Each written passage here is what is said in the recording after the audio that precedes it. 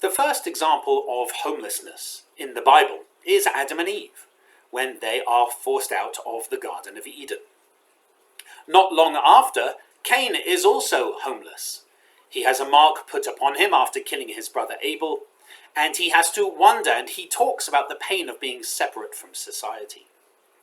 Homelessness features quite a lot in the Bible, especially in Torah in the book of Deuteronomy, as the people are about to go into the land.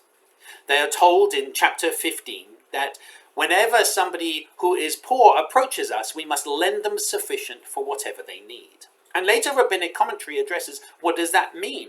And it may mean up to having a bed and a table, or even having a place of their own.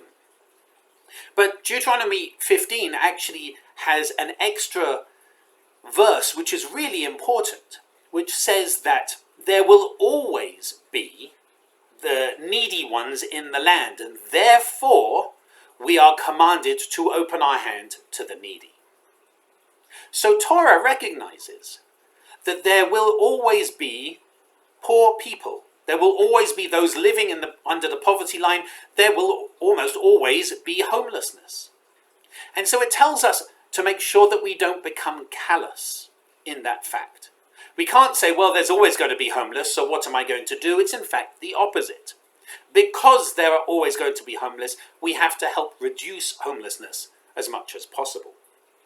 And this isn't just something from Torah. Isaiah chapter 58, which is the Haftarah, which we read on Yom Kippur, says, is not this the fast that I desire?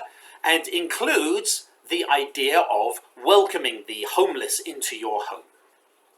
The fact that we say this on Yom Kippur, this is not the fast that I desire, to bend yourself like a reed and to don sackcloth and ashes and say I'm a terrible person. What Isaiah says is the fast that I desire is the fast of action, the fast of getting involved. A number of years ago, our community was extremely involved in helping homelessness, particularly young adult homeless. When we had these young adults stay in the social hall as part of the Interfaith Leadership Alliance's program, together with YouthWorks. And these young people were just starting out on life. And I was so struck by one young person who I like to play board games. And I sat these kids down and I said, look, whoever wants to play a board game with me, please come and do so. And they started sitting together and they started talking to each other. And one of them in our first game started crying. And we stopped the board game and I said, what's going on? What's wrong? And they said, I don't remember the last time somebody spoke to me for this long. Because homelessness is very much connected to mental health. When we don't look at people who are on the street, when we ignore people who are homeless, when we turn away from them, it affects them. It profoundly changes the way that they respond to other people and becomes a vicious cycle. And so it's incumbent upon us to break that cycle. Homelessness is not just connected to mental health, it's also connected to affordable housing. And with house prices the highest that they have been in an extremely long time, that means more and more people are forced onto the streets.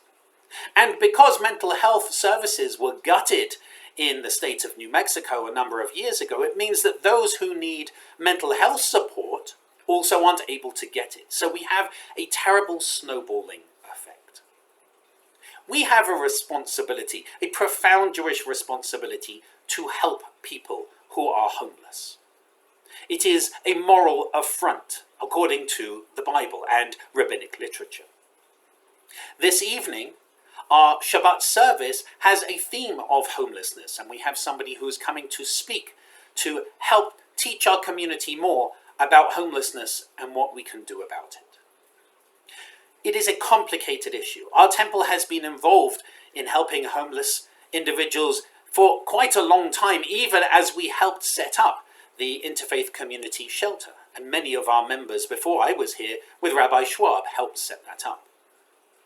Homelessness is a Jewish issue, a profoundly Jewish issue. Welcoming the homeless into your home is sometimes possible, as we did here in our spiritual home a number of years ago with YouthWorks. But as more and more people are made homeless, as house prices continue to increase, as mental health services continue to disappear, we have a responsibility, a Jewish responsibility, to help.